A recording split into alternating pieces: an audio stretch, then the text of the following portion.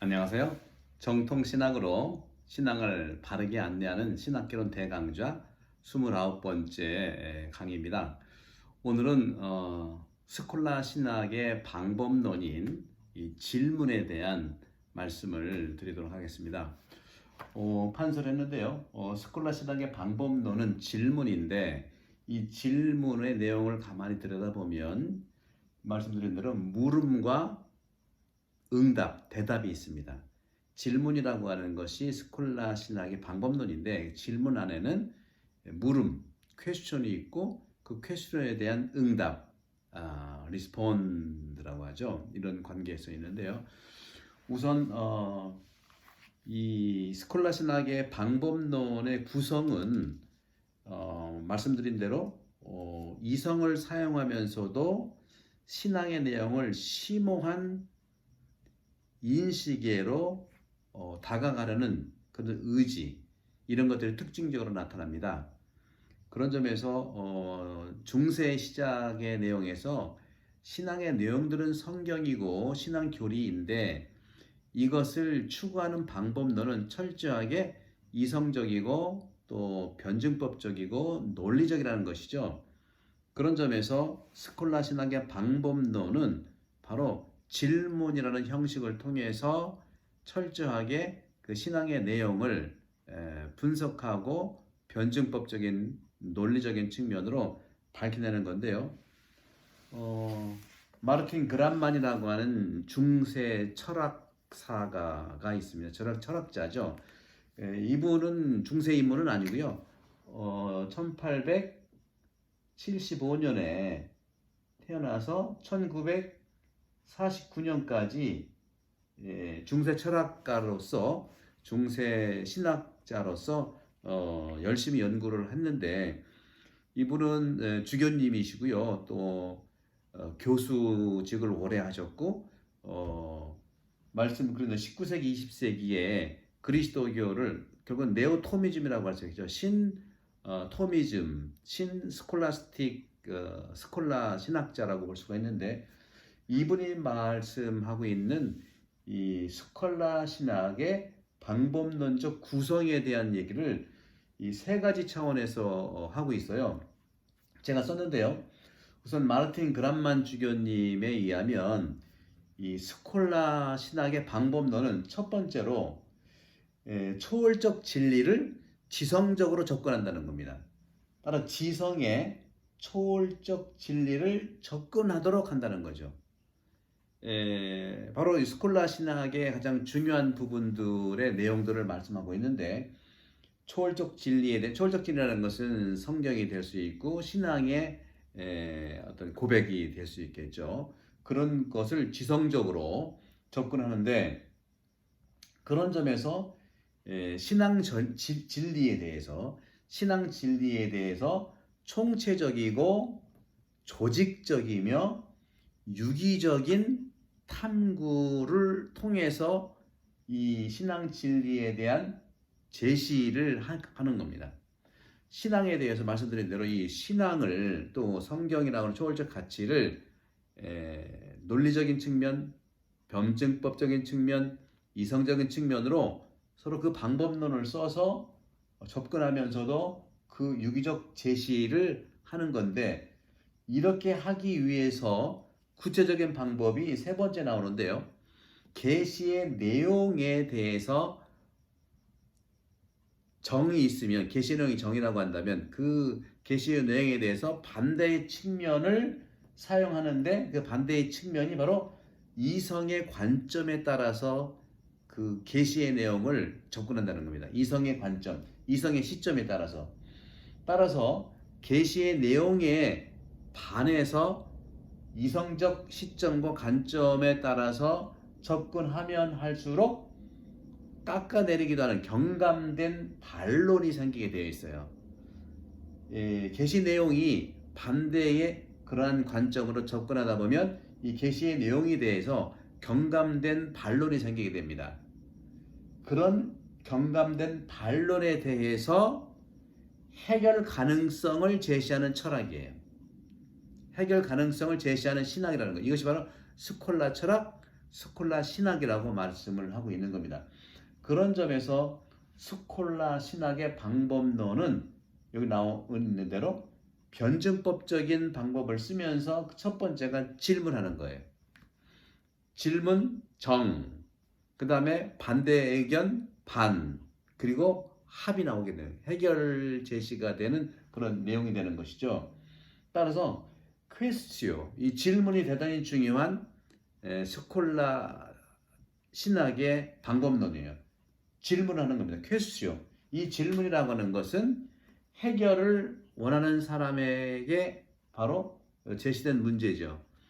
해답을 구하고자 하는데, 해결을 추구하고자 하는데, 그렇게 해결을 추구하고자 원하고자 하는 사람에게 대해서 이런 제시된 문제의 방법론이 질문이에요.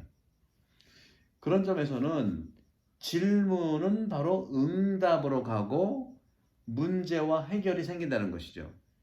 질문이 문제에 대해서, 응답이 해결에 대해서 이렇게 나타나는 것을 말합니다. 이런 점들이 중세 신학의 스콜라 신학의 이제 방법론인데요.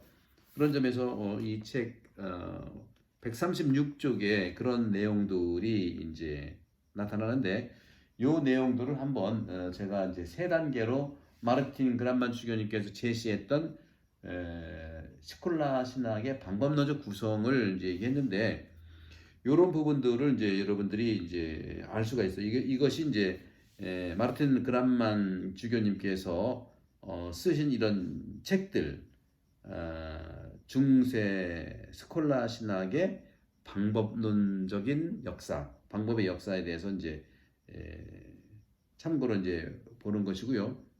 그런 점에서 이러한 변증법적인 방법론이 취하는 목적이라는 건 뭐냐? 바로 질문을 통해서 성공적인 그러한 연구, 또 성공적인 그러한 탐구를 통해서 스콜라 신학 안에 있는 작품들의 내용들을 든든하게 해결을 원하는 그러한 방법들을 추구해야 하는 것입니다. 여기에서 질문은 하나의 물음을 던지는 것이고, 또 하나의 해결책을 원하는 사람들에게 제공되는 문제 해결 방법인 것이죠. 이러한 질문은요, 그 기원적인 형식 안에서 볼 때에 두 가지 요소로 구조가 됩니다. 여기에 나와 있는 것처럼 이것이 이제 중세의 스콜라 신학의 초기, 스콜라 신학은 대개 1기, 2기, 3기로 나눠질 수 있어요. 초기 스콜라 신학자, 중기 스콜라 신학자, 그리고 후기 스콜라 신학자가 나오는데, 초기 스콜라 신학자는요, 우리가 잘 알고 있는 안셀무스, 캔터버리의 주교님 안셀무스죠. 지난번 강의 때 말씀드렸죠. 지금 29강인데 29강이 말고 25강, 뭐 26강 그때 이제 안셀무스에 대해서 그게 이제 초기 스콜라 신학자인데, 분류가 되는 것은 초기 스콜라 신학자는 안셀무스, 캔터베리의 주교 안셀무스이고, 지금 페트루스, 여기 나온 대로 아벨라르두스입니다. 이 두 명이 굉장히 중요한 초기 스콜라 신학자고요. 이분들이 활동했던 것이 이제 12세기 걸치고 있죠. 그 다음에 13세기, 12세기였었는데 13세기, 14세기에는 중기, 특별히 13세기에 이제 그 토마스 아퀴나스가 스콜라 신학의 중기 대단한 신학자예요. 그리고 이제 후기라고 하는 것은 이제 15세기, 바로 이제 그 뭡니까, 르네상스 바로 직전, 그리고 종교개혁 직전에 15세기까지 주로 활동했던 스콜라 신학의 후기 신학자들은 누구냐면, 우리가 굉장히 유명한 분들이 많죠. 둔 스코투스라고요, 그죠? 프란스칸이죠. 둔 스코투스와 아울러서 윌리엄 오캄, 유명론이라고 하는 그런 논지를 개진하고 있었죠. 오직 모든 것은 실제가 아니라 이름뿐이다 하는 그런 내용들이 있어요. 그래서 이제 그 아벨라리우스는 여기서 얘기하는 것이 뭐냐? 한 가지 명제, 이 한 가지 명제를, 한 가지 명제가 있다고 하잖아요. 한 가지 명제가 있다면 이것을 반대하는 것을 그대로 추구하고 발견하는 거예요. 정이 있고 반이 있죠. 한 가지 명제에 반대하는 이것들을 발견하는 것이죠. 그래서 정을 얘기하면 반을 또 추구하게 되고 이런 교대로 발견하는 것. 한 가지 명제에 대해서 계속 반대하는 이런 명제들이 계속 나타나는데 계속해서 나타나는 이 명제들, 다양한 권위들의 또 긍정적인 명제들이 탄생하는 것이죠. 다양하게 반대 의견들이 많이 나오는 것이죠. 이것들이 질문과 응답이라고 하는 아벨라리우스의 구체적인 그런 방법론에서 찾아볼 수가 있는 것입니다. 그런 점에서 여기서 보게 되면 질문의 형식에서 볼 때 두 가지 요소로 이 아벨라리우스는 말하고 있는데 두 가지 요소는 어떤 거냐면 말씀드린 대로 질문과 응답, 즉 문제와 해결이라는 구도인데 아벨라르도스는 바로 자신의 sic et non 이게 라틴 말인데요. 라틴 말로 예 그리고 아니요. 그 질문에 대해서 sic 그리고 non 예이냐 아니요이냐 긍정이냐 또 부정이냐 따라서 그들 사이에서는 많고 또 적고 그리고 반대로 나타나는 교부들의 명제와 또 반대 명제 이런 것들을 교대로 발견할 수 있었어요.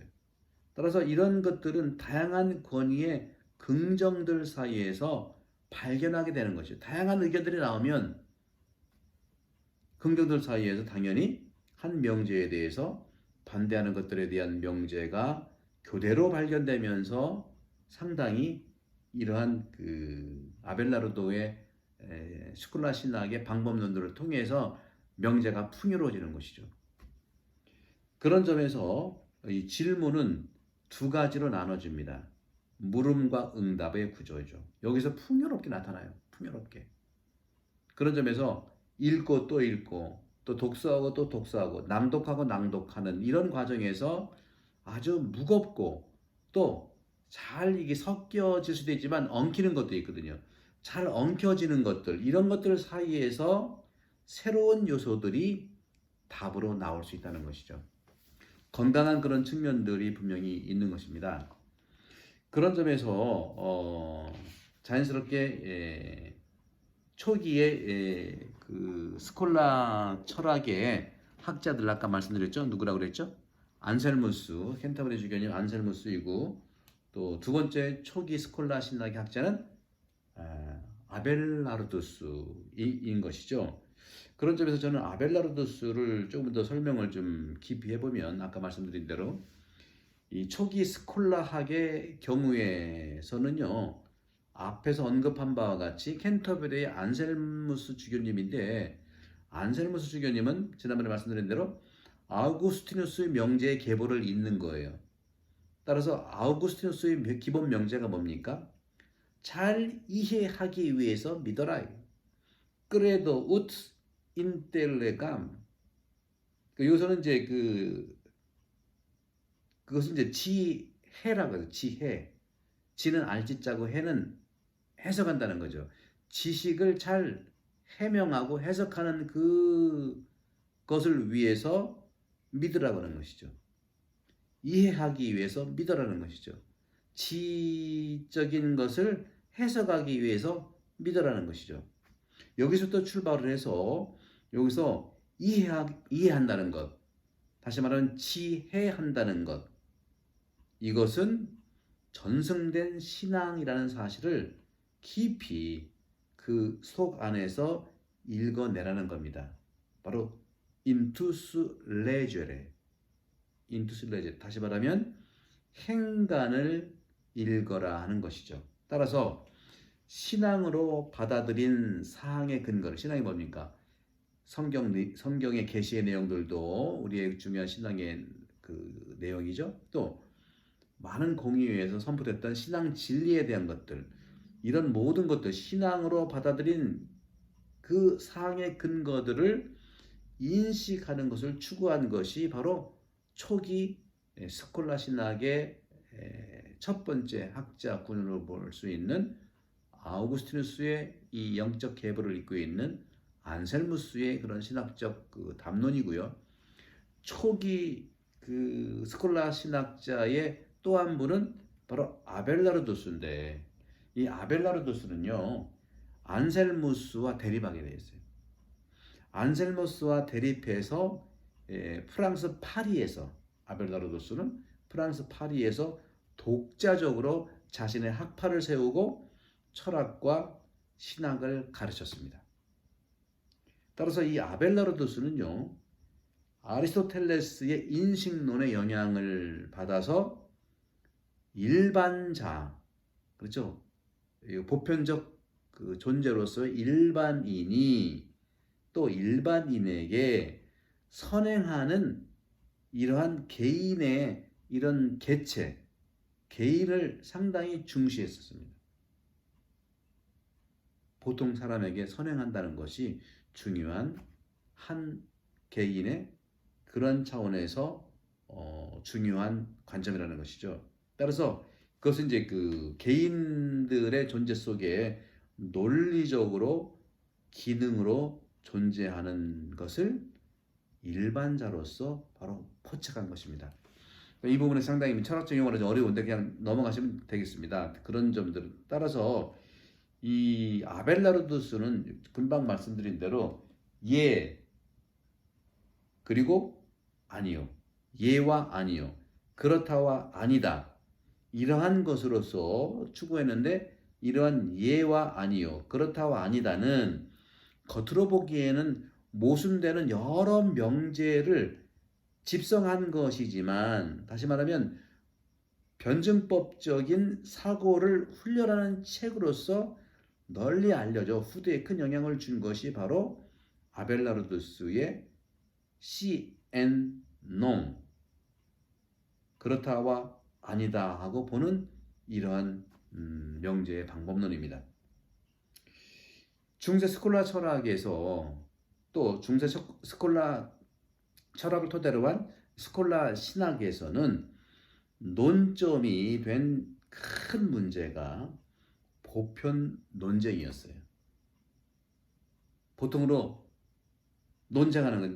논점에 하나 부각되면요, 보편 논쟁을 수많이 수행했다는 것이죠. 반대 의견을 제시하면서 또 제시하면서, 바로 이것은 보편적 개념이 실제하느냐 아니면 한낱 이름만 갖는 것이냐 하는 것에 바로 탐구 때문에 그랬어요. 그래서 스콜라 신학이 정말 후기로 가면서 문제가 심각한 윌리엄 오캄의 오직 이름뿐이다 하는 얘기만 나오게는 유명론이라는 것이 굉장히 유명합니다. 유명론. 그런 점에서 볼 때 바로 이런 관점들을 봤을 때 실제한다는 편을 리얼리즘, 실제론이라고 부르고, 보편 사물, 보편 계물보다 바로 앞서 있다고 생각하는 것이 바로 실제론을 주장하는 거예요. 근데 반대로 역으로 이름뿐이라는 것, 실제하지 않고 이름뿐이라고 하는 것이 바로 유명론이에요. 노미널리즘. 이게 이제 스콜라 철학과 신학의 후기에서 윌리엄 오캄이 가지고 된 그러한 일종의 오류가 나타나게 되어 있는 거예요. 너무 이거 반대를 위한 반대를 하고 질문이나 질문이 되고 하다 보면, 그래서 스콜라 신학의 후기 인물이 바로 둔 스코투스라고 했잖아요. 둔 스코투스, 그 다음에 윌리엄 오캄, 둘 다 프란스칸입니다. 프란스칸 수도자예요. 초기에는요, 안셀무스는 백수도원의 원작, 그 주교님이라고 그랬죠. 백수도원에 살면서 주교님, 캔터버리 주교가 됐고, 그 다음에 아벨라르두스는 유명한 신학자고 철학자고요.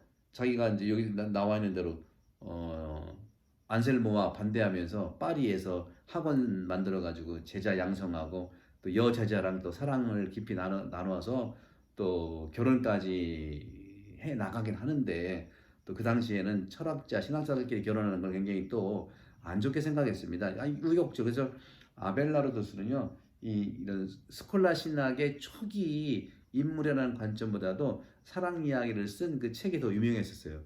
그것이 뭐 여러 군데에서 읽혀지게 되고 교황청에서 이렇게 읽혀지게 되고 그랬었습니다. 아벨라르도스는 이제 부모님이 이제 아버지가 이제 성직자였죠. 뭐 그 당시에는 아직 11세기, 12세기에는 아직 사제가 독신에 대한 얘기는 없었죠. 그 독신에 조금 지나서 교회 여러 가지 재산권과 관계돼서 이제 독신을 교회법으로 정하고 그때부터 독신에 그 전까지는 그렇지는 않았었습니다. 그런 점에서 중세 스콜라 철학 또 신학에서 논점이 된 큰 문제는요, 바로 항상 보편 논쟁이라는 과정을 거쳤습니다. 그러니까 보편적으로 논쟁하는 것이 가장 기본이었어요. 바로 이것은 말씀드린 대로 실제 하는가 아니면 한 이름뿐인가 하는 것으로 이제 가게 됐다는 말씀을 드리고요. 그런 점에서 아벨라르두스의 사상이라고 하는 것은 여기죠. 아벨라르두스의 사상이라고 하는 것은 근본적으로 유명론적인 개념론이라고 말할 수가 있어요. 그 씨앗이 된 겁니다. 씨앗.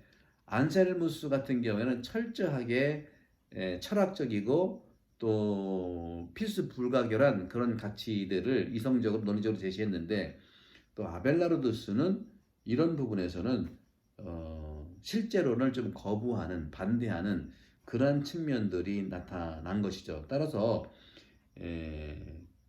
유명론의 개념론이라고 말할 수 있는 토대를 말한 것이 아벨라르도스입니다.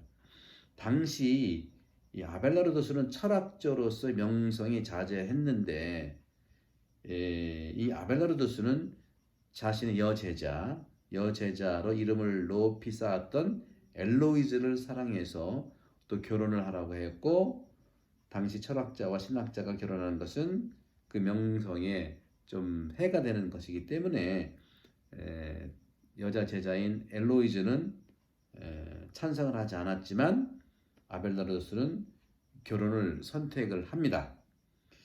이처럼 같은 일을 하고 있으면서도 아벨라르도스의 사상은 얼마 전에도 말씀드렸죠. 지난번 언제입니까? 오늘 29강인가 27강, 25강에서 클레르보의 베르나르도, 그죠?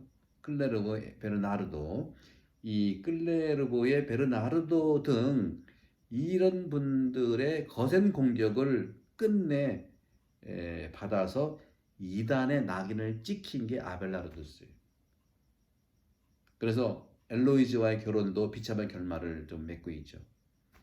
그래서 이제 아벨라르도스는 크게 우리 가톨릭 안에서 사상을 알아볼 수가 없는 겁니다. 안셀무스는 대단히 많이 사상적 계보가 나타나고요. 그래서 아벨라르도스보다는 안셀무스의 이런 그 대성론이라든가 이것이 굉장히 유명하죠. 그리고 스콜라 신학의 중기라고 할 수 있는 토마스 아퀴나스는 대가고요. 그 다음 시간부터 이제 토마스 아퀴나스를 집중적으로 이제 말씀드리려고 하는데요. 그 다음에 후기로는 이제 변질된 모습으로서 둔스코투스까지도 그래도 성경적 관점에서 제공되는데 윌리엄 오캄에 가서는 정말 유명론이 돼버린 아벨라르도스의 계보를 이어버려 가지고 모든 것은 그냥 이름뿐이다, 실제는 없다, 이렇게까지 얘기하는 그렇게 됐는데, 여기서 이제 아벨라르도스의 안셀무스와 대비되는 이 구원론, 속죄론을 한번 얘기를 해볼게요. 안셀무스의 속죄론은 뭐라고 그랬죠? 하느님께서 사람에 대신 강생의 이유는 인간이 죄를 지었고 그리고 세상이 무질서해서 하느님이 강생에 필요했다고 해요. 필요했다. 그런데 이 아벨라르도스의 아벨라르도스의 구원론적인 속죄론은 특별합니다. 다시 말하면 예수 그리스도의 죽음은 악마에 대한 대상도 아니고 신에 대한 희생도 아니며 지상의 사랑의 표명이다. 근데 안셀무스는 왜 예수님께서, 그러니까 강생은 필요했다고 하는 필요성을 얘기하지만 예수님께서 십자가사의 희생은 보상론이었거든요. 보상. 누군가는 우리의 죄를 보상해야 되는데 죄인이 죄를 보상할 수는 없기 때문에 죄 없는 인간인 예수 그리스도가 우리의 죄를 대신해서 기어 갚아서 십자가에서 돌아가시는 그런 보상을 한 행위로서의 보상적인 satisfactio라고 합니다. 영어로 satisfaction인데 만족이라는 것이 이제 보통 말하자면 법적인 용어로서는 이게 보상이에요. 또 보속론, 보상 그리스도론, 보상 구원론이라고 얘기를 하는데 안셀무스에 대해서는 근데 아벨라르도스의 이 속죄론은요 말씀드린 대로 바로 그리스도 죽음은 악마에 대한 어떤 그 대상, 큰 상도 아니고 하느님에 대한 희생도 아니고 이 지상에서의 사랑의 표현이다. 표명이다. 따라서 인간의 마음에 다 그것에 호응하는 사랑의 불을 붙이고 인간에게 하나님의 아들로서의 자유를 싹트게 하는 것이다. 이것은 극히 근대적 발상이라고 말할 수는 있겠습니다. 당시 언변으로는요 아벨라르도스의 맞수가 없었어요. 언변으로는.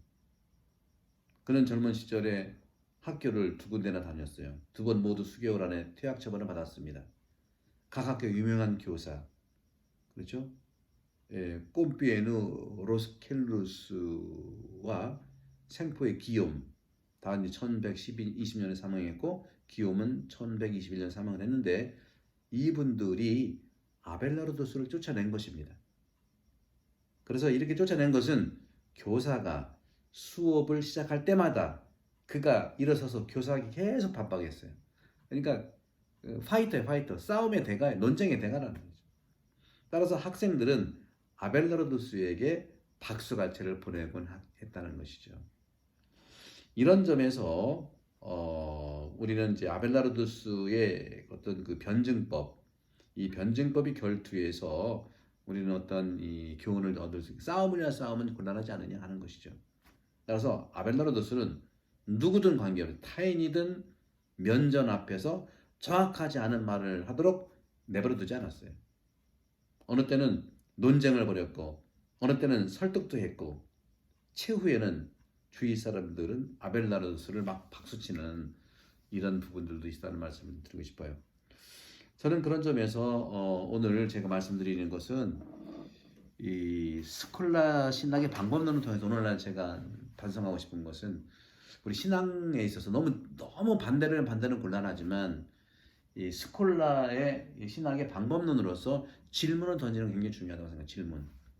궁금하면 질문하세요. 의심하지 말고요. 소설을 쓰지 말고요. 우리는 확실히 알지도 못하는 가짜 뉴스를 자꾸 만들어서 의심하고 믿지 않고 오히려 가짜 뉴스로 사람들한테 폭력을 가하잖아요. 이 교황님께서 말씀하신 요즘에 동성애에 대한 것, 또 동성애자 결혼에 그 결혼과 동성애를 찬성한 적이 없어요. 교황님께서. 그것은 그쪽에 관심이 있는 언론이라든가 그쪽을 지지하는 사람들이 교황님의 말씀을 과대포장해서 선전하는 겁니다. 어떤 의미에서 우리는 아벨라르도스의 좋은 점도 있지만 싸움을 위한 싸움, 그건 안 된다는 것이죠. 그러나 반드시 우리는 질문을 해야 됩니다. 질문은 상당히 중요해요. 모르면 질문하고 궁금하면 질문하는 거예요. 근데 모르면서도 또 질문도 하지 않으면서도 가짜뉴스를 얘기해서 의심하고 분열하고 이것이 악마의 장난입니다. 그런 점에서 이 스콜라 신학의 방법론, 이 질문, 퀘스츄, 해결을 원하는 사람에게 제시되는 해결책이라는 것이죠. 이런 점들을 좀 보시면서 다음 시간에 이 책의 137쪽에 중세 신학이죠. 이 스콜라 신학의 중간 시기의 대가. 초기는 말씀드린 대로 안셀무스와 아벨라르도스, 중기에는 토마스 아퀴나스 대가예요. 그리고 후기는 둔 스코투스와 또 말씀드렸던 윌리엄 오캄. 이런 부분을 말씀드리겠습니다만 이제 토마스 아퀴나스에 대해서 제가 한번 길게 한번 나가 볼게요. 아마 이 토마스 아퀴나스는 오늘이 29강인데 한 대여섯 강은 해야 될 거요. 오히려 더 걸릴지도 모르겠어요. 왜냐하면 토마스 아퀴나스의 이런 신학적 그 중심이 우리 카톨릭의 신앙의 토대를 뒀습니다. 공유해서 물론 토마스 아퀴나스의 이런 사상을 가톨릭의 믿을 교리라 선언한 적은 없지만 토마스 아퀴나스는 신학자예요. 가톨릭의 신앙을 해석하고 또 해석한 해석자예요. 질문과 답을 통해서 객관적으로 가톨릭 신앙과 성경을 그 시대에 맞게 합리적이면서도 이성적이고 또 신비적이면서도 성경적인 그런 가치들을 충만히 전개한 분입니다. 따라서 다음 시간에 13세기의 토마스 아퀴나스, 13세기 초의 신학이 바로 기존의 연구 동향과 성경과 그리스도교 계시 중심과 연결되면서도 방법론적인 것은 달리 출발점을 철학으로 취했다고 하는 것. 이런 사항은 바로 우리 제한된 인간적 경험이 신앙에 대한 지성적이고 적합성에 부담을 줌에도 불구하고 발전을 이뤘다는 것이죠. 저는 하나 여러분 말씀드린 적합성 꼭 기억하십시오. 토마스 아퀴나스의 중요한 것은 바로 적합성이에요. 합리성 다 좋아요. 또 필요성 다 좋아요. 근데 딱 토마스 아퀴나스에 맞는 표현은 적합성입니다. 여러분들 적합한 신앙생활 하기를 바라고요. 적합한 것을 위해서 우리가 희생하는 것을 원하고요.